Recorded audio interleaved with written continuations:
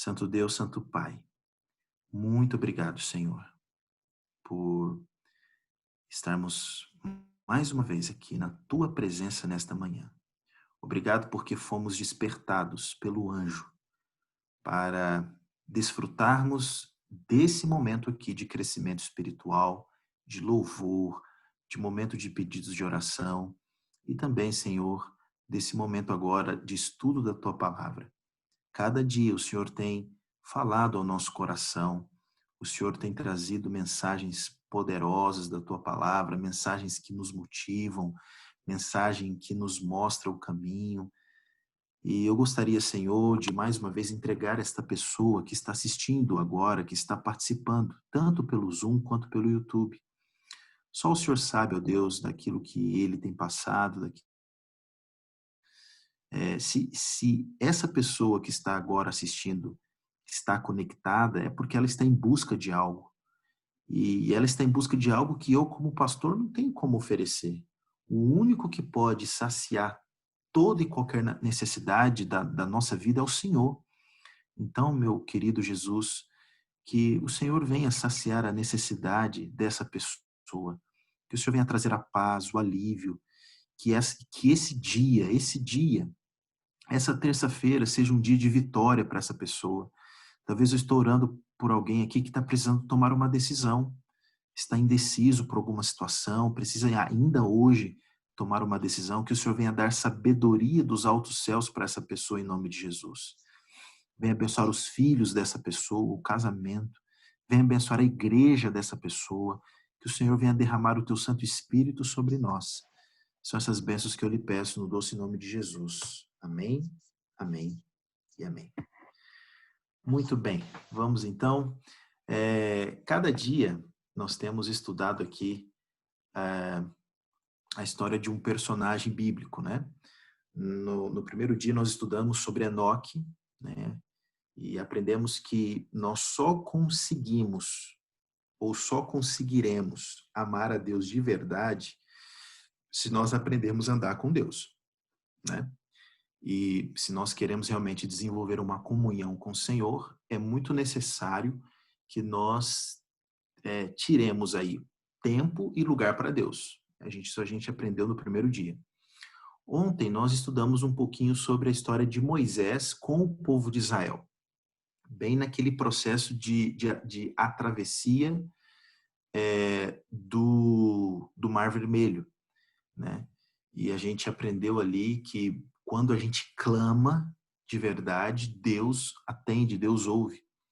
Deus fala para a gente continuar marchando, Deus fala para a gente se aquietar, Deus fala para a gente não tenha medo. Deus, ele nos fortalece e Deus também quer te fortalecer da mesma forma. E hoje nós vamos refletir um pouquinho na história de Esther, ok? Hoje nós vamos aprender um pouquinho com Esther, uma outra pessoa, uma outra mulher, uma mulher de Deus, não só com Esther, mas também com Mardoqueu, o seu primo, né, que ela considerava como pai. Então abra sua Bíblia em Esther, capítulo 4, versículo 7. Livro de Esther, capítulo 4, versículo 7. Abra sua Bíblia, isso é muito importante para que você acompanhe aí, tá? Bem, a Bíblia, então, no livro de Esther, capítulo 4, versículo 7 em diante, a Bíblia diz assim: Mardoqueu contou-lhe tudo o que lhe tinha acontecido e quanta prata Amã tinha prometido depositar na tesouraria real para a destruição dos judeus. Deu-lhe também uma cópia do decreto que falava do extermínio que tinha sido anunciado em Suzã, para que ele o mostrasse a Esther e insistisse com ela para que fosse à presença do rei, implorar misericórdia e interceder em favor do seu povo. Ratá retornou e relatou a Esther tudo o que Mardoqueu tinha dito. Então ela o instruiu que dissesse o seguinte a Mardoqueu. Olha só o que ela pediu que Ratá dissesse. Todos os oficiais do rei e o povo das províncias do império sabem que existe somente uma lei para qualquer homem ou mulher que se aproxime do rei, no pátio interno, sem por ele ser chamado. será morto, a não ser que o rei estenda o cetro de ouro para a pessoa e lhe poupe a vida. Eu não sou chamada à presença do rei há mais de 30 dias. Quando Mardoqueu recebeu a resposta de Esté, mandou dizer-lhe: não pense que pelo fato de estar no palácio do rei, de todos os judeus, só você escapará, Esther. Pois se você ficar calada, escute isso aqui. Se você ficar calada nesta hora, socorro e livramento surgirão de outra parte para os judeus. Mas você e a família de seu pai morrerão. Quem sabe, se não foi para um momento como este que você chegou à posição de rainha. Então Esther mandou esta resposta a Mardoqueu: vá reunir todos os judeus que estão em Suzã e jejuem em meu favor. Não comam nem bebam durante 3 dias e 3 noites. Eu e minhas criadas jejuaremos como vocês. Depois disso irei ao rei, ainda que seja contra a lei. Se eu tiver que morrer, morrerei. Eu vou ler esse finalzinho de novo. Se eu tiver que morrer, morrerei. Bem, essa é uma história muito conhecida, né, de uma jovem órfã, né, que havia sido criada por seu primo chamado Mordecai, um homem de Deus, mas que nesse momento viviam em um país de um rei muito temperamental. Eu não sei se você se lembra, mas no começo do livro aqui, o rei se desentendeu com a rainha e disse que não a queria mais como rainha. E quando ele começou a sentir a falta de uma rainha, alguém propôs um curso de... E então mandaram chamar as meninas mais belas do reino para se apresentarem no palácio. E a ganhadora seria escolhida como a nova rainha. E nesse momento aqui, Esté, que foi criada assim com todo carinho, com todo cuidado por Mordecai, é convocada a participar desse concurso. E eu fico imaginando, e permito imaginar, a cabeça de Mordecai, né? Pensando: Senhor, proteja minha filha. O palácio é um lugar tão ímpio, é um lugar tão mau. Olha o que aconteceu com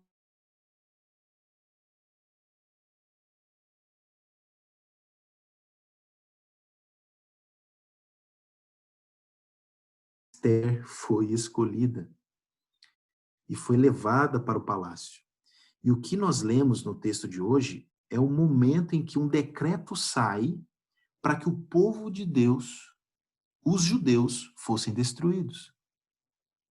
Queridos, eu imagino que quando Mordecai pegou aquele decreto, quando chegou aquele decreto na mão de Mordecai, ele entendeu tudo. Ele entendeu. Porque todos os judeus ficaram com medo da morte, menos Mordecai.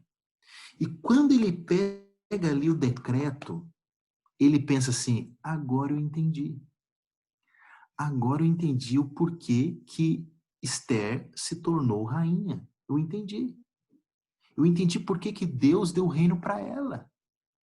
E rapidamente, ele chama um homem chamado Ratá e diz assim: olha, leve esse decreto para Esther e diga para ela que eu entendi porque ela se tornou rainha.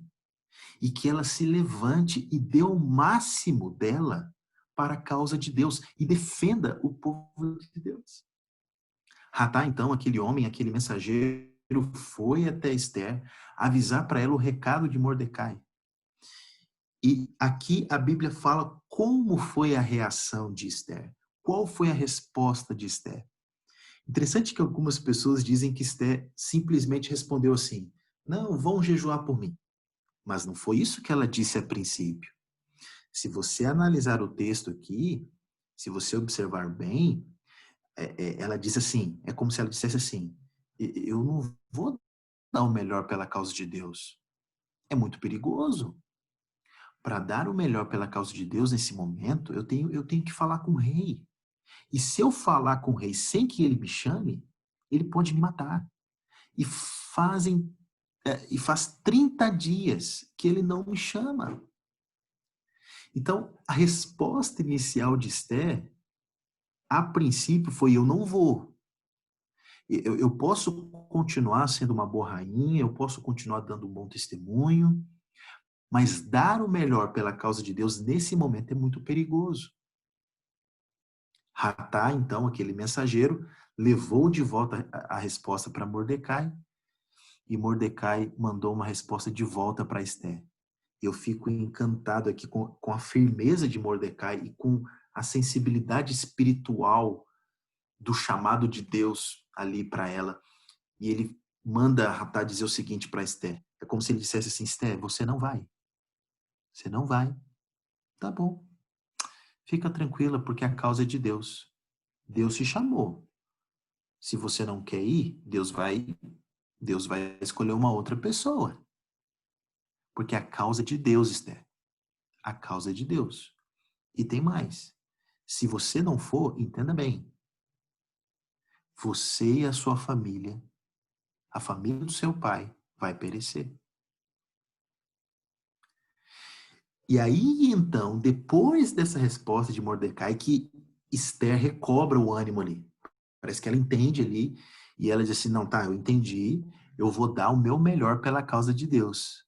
E ela diz essas palavras bonitas aqui: mesmo que eu tenha que morrer. E se eu morrer dando o melhor pela causa de Deus, foi uma morte que valeu a pena. Bem, meus queridos, aqui eu fiz uma recapitulação daquilo que a gente leu. Mas a grande questão é: quais são as lições que essa história quer nos ensinar? Veja, apesar do livro de Esther estar numa parte histórica da Bíblia, o livro de Esther é profecia pura, do começo ao fim. Se você gosta de estudar profecia, você precisa estudar um pouco mais o livro de Esther, porque é profecia pura. Tudo que aconteceu no livro de Esther, tudo que aconteceu no livro de Esther, a gente vê relatado no livro do Apocalipse. A gente vê relatado também no livro do Espírito de Profecia, o grande conflito. Porque tudo que aconteceu no livro de Esther vai acontecer com o povo de Deus nos últimos dias. Sim, é só você pegar. Por exemplo, no livro de Esther fala que houve uma perseguição. O livro de Apocalipse fala que haverá uma perseguição. O livro de Esther fala que houve um decreto de morte. O livro do Apocalipse, o livro Grande Conflito, diz que haverá um decreto de morte. O livro de Esther diz que haverá uma data para matar os fiéis. O livro de Apocalipse, o livro do Grande Conflito, diz que haverá uma data para matar os fiéis. E o livro de Esther diz que houve um livramento milagroso.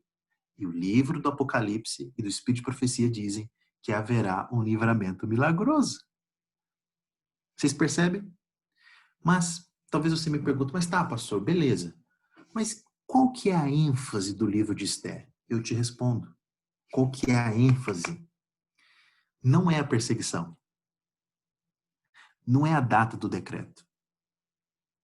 A ênfase do livro de Esther é a fidelidade de Esther e Mordecai. A fidelidade de Esther e Mordecai. Em outras palavras, o que esse livro quer te ensinar e o que vamos estudar durante esse dia, durante essa manhã, é que se você for fiel a Deus, você pode ficar tranquilo, porque quando o fim chegar, você estará pronto. Mordecai tenta ensinar algumas lições para Esther ali, irmãos. E nós podemos aprender com essas lições que aquele homem de Deus queria ensinar para sua afilhada. Escorrer aqui algumas lições, poucas lições, mas importantes. Se você tem um papel, uma caneta, anote. Anote isso aqui para que isso fique cravado no seu coração. A primeira lição que Mordecai tentou ensinar para Esther e também quer nos ensinar hoje é que chegou o tempo de darmos o nosso melhor e entregarmos tudo pela causa de Deus. Sabe, deixa eu dizer uma coisa aqui para você. Biblicamente, não há um versículo na Bíblia que diga que você deve entregar uma parte do que você tem para a causa de Deus. Não. Biblicamente, de Gênesis a Apocalipse, Deus quer tudo. Entenda isso. Deus quer tudo. É só você olhar para a Bíblia. É só você olhar para a Bíblia. Um dia Deus disse para Abraão: Abraão, você já me entregou as ovelhas, você já me entregou os camelos, você já me entregou os bois, você já me entregou os servos, o dinheiro você já me entregou. Você já me entregou tudo, Abraão. Aliás, quase tudo. Agora eu quero o teu filho, o teu único filho a quem amas. O que você acha que Deus estava pedindo a Abraão? Deus estava pedindo tudo a Abraão. Um outro caso que eu me lembro, você lembra da história do jovem rico? Que chegou para Jesus e perguntou: o que eu faço para receber a vida eterna? E depois de uma conversa com Jesus, Jesus disse para ele: vai e vende tudo que você tem. E então a história diz que o menino se virou e foi embora triste. Sabe o que é mais interessante nessa história? É que Jesus não chamou o jovem rico e disse assim: não, volta aqui. Devolve só o dízimo e a oferta, já está bom. Não. Você sabe por que Jesus não pediu o dízimo e a oferta do jovem rico? Porque o dízimo e a oferta ele já devolvia. Ele era um jovem judeu que fazia tudo o que a lei mandava. E os judeus tinham o costume de devolver até 33% do que ganhavam. Deus não queria o dízimo e a oferta daquele jovem. Sabe o que Deus queria daquele jovem? Tudo. Tudo. Você lembra do dia em que Jesus estava no ofertório, na igreja, na sinagoga, e viu uma viúva entregar a oferta e Jesus a parabenizou? Lembra desse episódio? Pergunta aqui para você, o quanto que ela entregou? Exato, ela entregou tudo. Entenda uma coisa, Deus quer tudo. Deus quer tudo. Irmãos, eu vou dizer uma coisa para vocês. Se você aprendeu que, por exemplo, aí, o domingo, a segunda, a terça, a quarta, a quinta e sexta, para fazer o que você quer, e Deus só quer o sábado, você aprendeu errado. Em uma semana de 7 dias, minha irmã e meu irmão, Deus quer os 7 dias. Da onde que você tirou que Deus só quer o sábado? Deus quer o domingo, Deus quer a segunda, Deus quer a terça, a quarta, a quinta, a sexta. E o sábado é para celebrar um Deus que você aprendeu a passar a semana com Ele. Você entende? Mas se você diz assim, não, Senhor, eu vou fazer o que eu quero no sábado, eu não faço o culto no domingo, não te busco na segunda, na terça, na quarta. Aí, no sábado, alguns dizem assim, não, tá. No sábado eu vou, tá aqui, Senhor, o sábado aqui é o que o Senhor pediu. Tá errado? O livro de Malaquias e Isaías, meus irmãos, tem versículos em que Deus diz assim, eu estou cansado dos sábados que vocês guardam. Não é que Deus não quer mais que você guarde o sábado, Ele quer que você guarde. É que Deus não quer que você passe a semana longe dele e ache que 4 horas por semana no sábado pela manhã vai compensar tudo.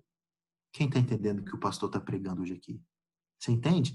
Deus, irmãos, em nenhum momento da Bíblia, Deus diz que ele só quer uma parte. Não, ele quer tudo.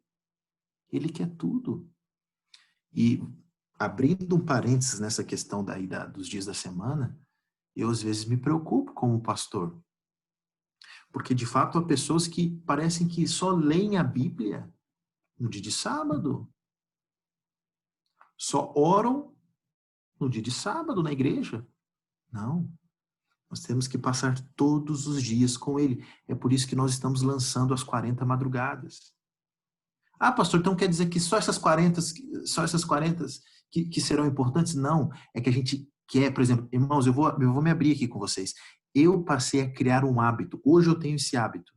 Mas eu só consegui criar esse hábito de buscar a Deus nas primeiras horas do dia, depois que eu fiz esses 40 dias com Deus. É um testemunho aqui do pastor. Porque não adianta você querer só buscar a Deus ali uma vez por semana ou na hora. Não, é todos os dias. E preferencialmente nas primeiras horas do dia. Assim que você acorda, antes de você ir para o seu trabalho, antes de você ir para a sua escola, você ter esse hábito. E aí quando chega no sábado, você vai celebrar no dia do Senhor, você vai celebrar a Deus.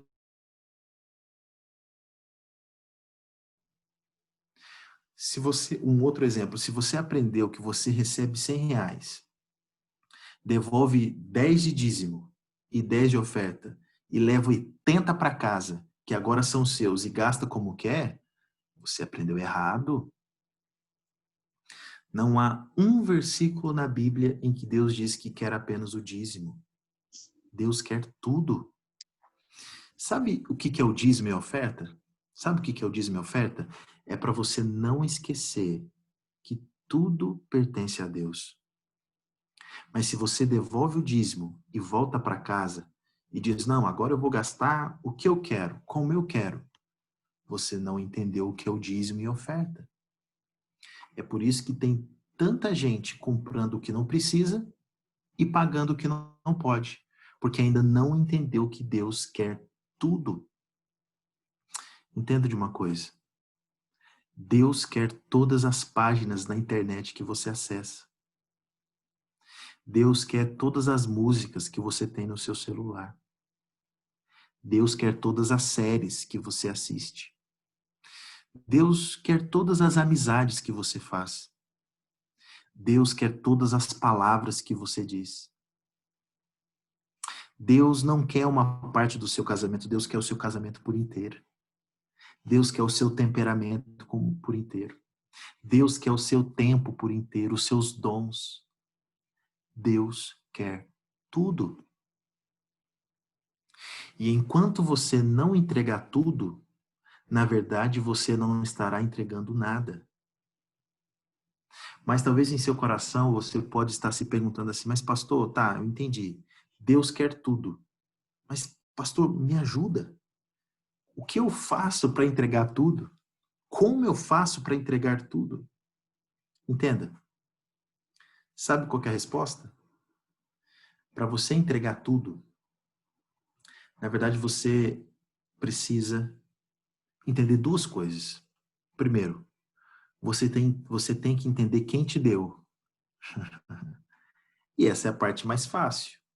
Por exemplo, se eu te perguntar aqui, irmão, quem te deu esse carro? Sabe o que você vai dizer para mim? Você vai dizer assim, ah, pastor, esse carro, pastor, foi uma bênção de Deus. Foi Deus que me deu. E tem gente que coloca até o adesivo no carro, né? Esse aqui foi Deus que me deu. Mas se eu te perguntar assim também, tá, e quem te deu? Você vai me dizer? Você vai dizer assim, ah, pastor, esse emprego aqui isso aqui foi uma dádiva de Deus, viu? Deus me deu. E se eu perguntar assim para você, tá, e quem te deu essa casa? Pastor, essa casa foi um presente de Deus. Foi Deus que me deu. Sabe, entender que foi Deus que deu tudo é o primeiro passo. É importante, mas não é tudo. Para você entregar tudo para Deus, você tem que entender para que Deus te deu. Para que Deus te deu. E é isso que Mordecai queria ensinar para Esté. Porque Mordecai diz assim para Esté, Esté, deixa eu te dizer uma coisa. Por que que você acha que Deus te deu esse reino, Esther? Por que que você acha? Esther, Deus não te deu esse reino porque você é bonita. Esther, Deus não te deu esse reino só por causa do seu penteado maravilhoso. Deus não te deu esse reino, Esther, só porque você tem um porte de rainha. Não, Esther. Deus te deu esse reino. Deus te deu o que você tem para usar na causa dele. Meu querido amigo, minha querida amiga, olha aqui para o pastor. Deixa eu conversar com você. Você entende porque Deus deu o que você tem?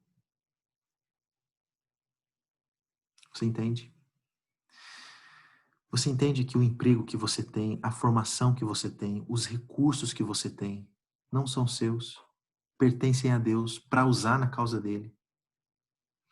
É Satanás que quer que pensemos que o que nós fazemos ali uma vez por semana no sábado na igreja ou devolver um pedaço de um valor em dízimo é tudo que Deus quer. É Satanás que quer colocar isso na sua cabeça. É Satanás que quer colocar na sua cabeça assim, olha, não, devolve só uma parte, entrega só uma parte. Não, tá. É Satanás que quer que você pense assim. Mas, irmãos, biblicamente, Deus quer tudo. Deus quer tudo. Deus quer tudo. Deus quer dar um propósito para a tua vida. E só tem uma maneira de dar um propósito para a tua vida. É o que você tem e o que você é sejam usados para a causa de Deus. Escreva aí no chat. Eu quero te desafiar. Escreva aí no chat. Eu quero me doar mais pela causa de Deus. Coloque aí. Eu quero me doar mais pela causa de Deus. E também coloque assim. Deus quer. Há uma frase muito falada, né, dentro da mordomia cristã que diz assim: tudo de mim em resposta ao tudo de Deus. Escreva isso. Tudo de mim em resposta ao tudo de Deus. Será que a sua, a sua fala seria essa hoje, nesta manhã? Um dia, a Madre Teresa, né, uma mulher, a Madre Teresa estava dando uma palestra para empresários e diz a história que ela disse assim: olha, vocês têm que entregar muito mais para a causa de Deus. A causa de Deus precisa dos recursos de vocês. E quando ela estava falando isso naquela palestra para empresários, um empresário lá no fundo levantou a mão e disse assim: Madre Teresa, eu entendi o que a senhora está dizendo, mas por favor me ajuda. Eu sou um homem com muitas riquezas e me ajuda a entender até quanto eu devo doar para a causa de Deus. Sabe o que aquela mulher respondeu? Sabiamente ela disse assim: doe até doer. Doe até doer. E de tanto doar, um dia vai parar de doer e você vai começar a doar por amor. Meus amigos, eu quero convidar a cada um de vocês nessa mensagem a dizer isso para Deus. A dizer: Senhor, às vezes, Pai, eu tenho doado mais as sobras. Estou doando as sobras do meu tempo, a sobra dos meus recursos, a sobra dos meus dons. Mas eu preciso entregar tudo, porque a minha vida só vai ter sentido quando eu entregar tudo ao Senhor. Mas há uma outra lição nesse texto. Você lembra que quando Esté disse que não ia, Mordecai falou duas coisas para ela. Mordecai disse assim: ok, Esté, você não vai? Tá bom, Esté, fica tranquila que a causa de Deus. Deus está no controle de tudo. Em outras palavras, é como se Mordecai dissesse assim, isso aqui é interessante. É como se Mordecai dissesse assim: Esther, com você ou sem você, a causa vai continuar. A causa vai vencer, porque a causa pertence a Deus. Em outras palavras, é como se Mordecai dissesse assim: ô Esther, com você ou sem você, a obra continua. Irmão, entenda uma coisa. Ouça o que o pastor vai dizer aqui. Deus precisa de você. Deus conta com você. Mas Deus não depende de você. Deus precisa de você. Ele quer contar com você. Mas ele não depende de você e nem de mim. Com você ou sem você, a causa vai vencer. Então, a questão não é o quanto que a causa precisa do pastor Janderson. Quem sou eu? Sabe qual que é a grande questão? É o quanto que o pastor Janderson precisa da causa. Irmãos, eu vou dizer para vocês, a minha vida só tem sentido por causa da causa de Deus. A causa de Deus, a missão que Deus colocou no meu coração mudou a minha vida. Me dá sentido. Você entende? Mas há uma terceira coisa que você precisa entender nessa história. Há uma terceira coisa. No texto, Mordecai disse assim: Esther, você não vai. Deus vai dar um jeito, porque a causa é dele. E olha essa parte. Mas entenda uma coisa. Você e a casa do seu pai vão quê? Isso mesmo, vão perecer. Há uma coisa curiosa aqui. Porque Mordecai lançou uma maldição, mas se incluiu na maldição. Porque ele poderia dizer assim: Esté, se você não for, você vai se dar mal. Mas ele não disse isso. Ele disse assim: Esté, se você não for, você e a casa do seu pai vão perecer. E se você notar aqui, ele estava se incluindo, porque ele fazia parte da casa do pai de Esther. Mordecai quer te ensinar algo hoje. Anota isso aí. Se você não der o melhor pela causa de Deus, a tua família vai sofrer consequências. Irmãos, isso aqui é inevitável. Por exemplo, sabe, às vezes, isso acontece muito quando alguém te procura e diz assim: irmã, a comissão da igreja se reuniu e nós queremos que você assuma tal função na igreja. Aí você diz assim: não, esse ano eu não vou querer não. Ano passado eu já estive fazendo muito, eu não quero me envolver nada com esse ano não. Deixa o pastor te dizer uma coisa. Quando você diz eu não quero me envolver nada com a causa de Deus, é como se você estivesse dando um recado para os seus filhos pensarem assim: bem, para a causa de Deus, meu pai e minha mãe não têm tempo, mas para a causa própria eles têm.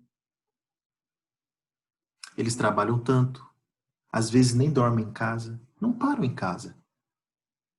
Sabe, quando você não dá o melhor pela causa de Deus, a sua família sofre as consequências. E é isso que Mordecai está dizendo. Por outro lado, quando você dá o melhor pela causa de Deus, você vai ser uma bênção para a vida da sua família. Eu não tenho filhos, mas quando eu tiver, eu já falei isso aqui muito para minha esposa. Irmãos, eu quero continuar me doando tanto pela causa de Deus, mas tanto, que eu quero que os meus filhos sintam o desejo de se doarem mais pela causa do Evangelho. Essa é a maior herança que um pai pode deixar para os filhos. O amor para com a causa de Deus. Eu quero convidar você hoje a deixar essa herança para os seus filhos. O amor para com a causa de Deus. Hoje eu quero convidar você para que, com o seu envolvimento na causa de Deus, possa se tornar mais evidente que os seus filhos queiram se doar mais pela causa do Senhor. Mas há um último ponto aqui para encerrar a mensagem, e aqui eu concluo. Quando Esther entendeu tudo isso, ela disse assim: vão jejuar por mim. Eu vou dar o melhor pela causa de Deus.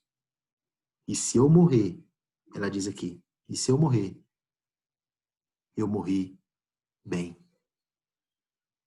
Morri por uma causa que vale a pena morrer. E eu pergunto aqui para você, você já tem uma causa que vale a pena morrer por ela? Eu quero lhe apresentar uma. A cruz do Calvário. Nenhuma causa nessa terra, nenhuma empresa, nenhum comércio, nenhuma faculdade, nenhum doutorado Nada é uma causa tão nobre quanto a causa da cruz do Calvário. Algumas histórias que eu vivi me fizeram entender isso e me estimulam a dar o melhor da minha juventude, da minha vida, da minha capacidade pela causa de Deus. Eu quero compartilhar uma dessas histórias com vocês, para finalizar. Há um tempo atrás, eu fui convidado para fazer uma semana de oração em uma cidade. E na primeira noite eu fiz um apelo para quem estava decidido ali a tomar a decisão, para reforçar ali. E várias pessoas se levantaram. E aí eu chamei o ancião da igreja e perguntei por cada pessoa. E eu queria saber quem era para depois visitar. E ele foi me dizendo ali. É que ele me apontou ali um casal de juvenis. Eram irmãos. E ele me disse assim, pastor, aqueles dois ali são irmãos, mesma mãe, mas de pais diferentes. O pai do menino foi assassinado e o pai da menina ninguém sabe quem é. A mãe deles é usuária de drogas, pastor. Está presa. E eles vivem em um orfanato no município. E em frente ao orfanato, o ancião me dizia, uma irmã fez um evangelismo no PG da casa dela. E ela convidava as crianças mais velhas para virem assistir. E eles assistiram todas as noites. Tomaram a decisão, estão no clube de desbravadores. Não faltam os cultos. Mas, pastor, o senhor tem que dizer para os dois que eles não podem se batizar. E eu perguntei, mas por que eles não podem se batizar? E aquele ancião disse assim, pastor, o senhor esqueceu? Na ficha de batismo, nós temos que colocar o responsável. O responsável tem que assinar. Eles têm menos de 16 anos. Eles estão prontos, mas nós já tentamos visitar a mãe deles no presídio, mas ela não pode receber ainda visitas. A gente não tem alguém que possa assinar por eles. Então, pastor, o senhor vai ter que resolver isso. E dizer para eles que eles não vão poder se batizar. Que situação difícil, né? Eu chamei os dois, os abracei, parabenizei porque eles estavam no clube de desbravadores, porque já faziam parte da nossa família, mas expliquei porque eles não poderiam batizar e contei tudo para eles. E quando eu estava contando ali para aqueles meninos, para aquele menino, para o Marcos e para a Mariana, eles disseram assim para mim, pastor, dá um jeito. Vai falar com o diretor do orfanato, talvez ele tenha um outro jeito. E eu prometi que ia. E fui lá então conversar com o diretor do orfanato. Eles tinham os seus 14 para 15 anos. E quando eu cheguei lá, expliquei toda a situação ali para o diretor do orfanato e ele me disse assim, eu me lembro como se fosse hoje. Ele me disse assim, pastor, a justiça já tomou a guarda dos meninos. Se alguém é responsável por esses meninos, somos nós, aqui do orfanato. Pastor, eu vou te dizer uma coisa. Eu assino qualquer coisa para eles permanecerem na igreja. Eu fiquei encantado ali com a fala daquele homem e eu perguntei, por quê? E ele disse assim, pastor, antes de conhecer essa igreja, o Marcos já fugiu daqui 12 vezes. Mas eu não sei o que vocês fazem lá na igreja, que depois que ele passou aí para a igreja, ele nunca mais fugiu do orfanato. Pastor, o pessoal da sua igreja faz uma escala. E toda sexta-feira vem alguém aqui, pega os dois e leva para dar um final de semana digno, porque no orfanato é o final de semana. E aí vocês vêm e sempre dá um final de semana especial para eles. Pastor, quando o seu pessoal vem buscar os meninos, eles ficam assim ansiosos, se trocam, tomam banho. Pastor, alguma coisa aconteceu no coração desses meninos. Eu não sei explicar, mas foi depois que eles passaram a ir para a igreja. E no final de semana, então, com a ficha devidamente preenchida, eu entrei no tanque batismal batizei, e quando eu levantei a mão ali, fiz o batismo e tal, o Marcos estava chorando. A Mariana também. E eu também. E dentro daquele tanque eu disse a Deus, eu quero morrer fazendo isso. Eu quero morrer fazendo isso. Meu irmão, me responda uma coisa. Que outra coisa eu faria para pegar a vida de um adolescente, de um juvenil e dar um outro rumo? Porque a vida daquele menino e daquela menina ia ter o mesmo rumo do pai e da mãe. Mas a cruz do Calvário está dando outro rumo para a vida deles. Somente pela causa da cruz do Calvário, que pode mudar a história de alguém. É com essa causa que eu estou envolvido e por essa causa que eu estou dando a minha vida e assim darei até morrer. E durante essa semana, meus irmãos, todas as manhãs é isso que nós vamos estudar. Vale a pena entregar a vida completamente por essa causa.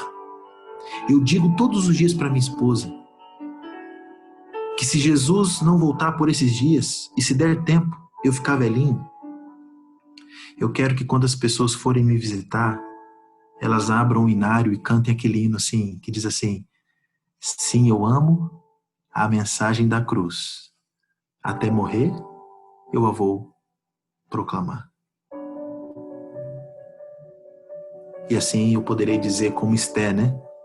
Se morrer, por essa causa, valeu a pena. Se eu tivesse 200 vidas, eu daria por essa causa. Mas eu só tenho uma. Por isso, hoje, agora, eu quero convidar você a dizer para Deus assim: Santo Deus, eu também tenho uma vida. Eu tenho uma influência, eu tenho dons, eu tenho os meus recursos, que ainda não estão sendo entregues completamente pela causa. Estou dando o que sobra do meu tempo, o que sobra dos meus recursos, o que sobra da minha influência.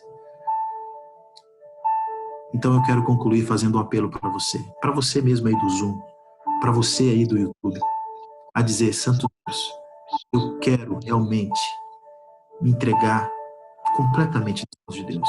Eu quero doar tudo para a causa de Deus, porque essa cruz atingiu meu coração. Eu estou disponível para proclamar a mensagem, e se eu morrer por essa mensagem, é uma morte digna, é uma morte que valeu a pena. Então feche seus olhos e diga para Deus: Santo Deus, estou disponível a entregar tudo na tua causa. Se morrer por seu desejo, feche seus olhos e vamos orar. Santo Pai, obrigado porque nesta manhã, mais uma vez, o Senhor falou ao nosso coração. Como é bom estudar a tua palavra. Como é bom perceber o quanto o Senhor usou ali Mardoqueu para dizer para Esther que não era a causa que precisava da Esther, era Esther que precisava da causa. Não é o Senhor que precisa de nós, somos nós que precisamos do Senhor. E a maior demonstração, ó Pai, de que nós somos do Senhor é quando nós entregamos tudo. Essa ideia de entregarmos uma parte não é uma ideia bíblica. O Senhor não quer uma parte do nosso tempo. O Senhor não quer uma parte dos nossos recursos. O Senhor não quer uma parte dos nossos talentos. O Senhor quer tudo. Porque quando a gente não entrega tudo, a gente não entregou nada.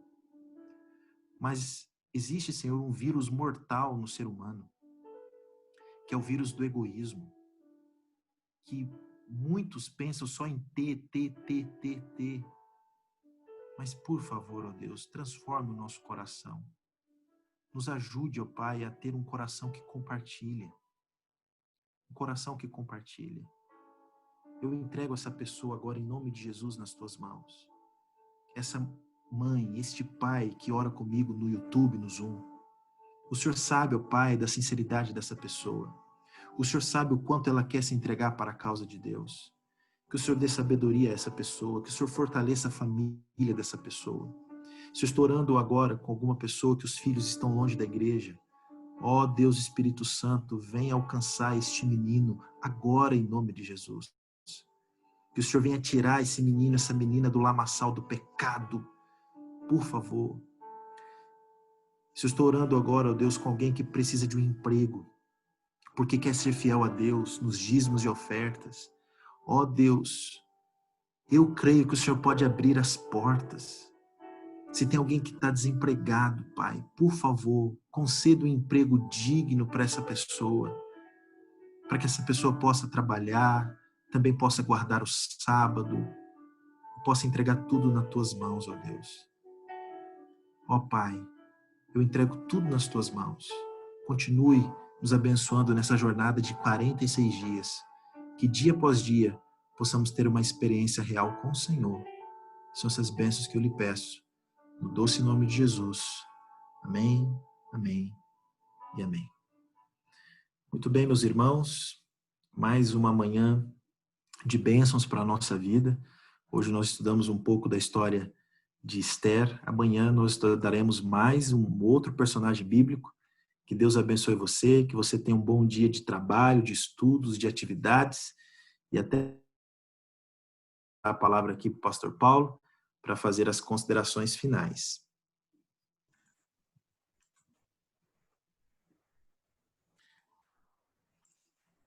Muito bom.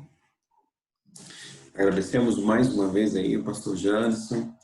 Sermão muito abençoado. Louvado seja Deus por esse momento que passamos aqui. Que Deus abençoe você, toda a sua família. Que tenhamos aí um dia muito abençoado.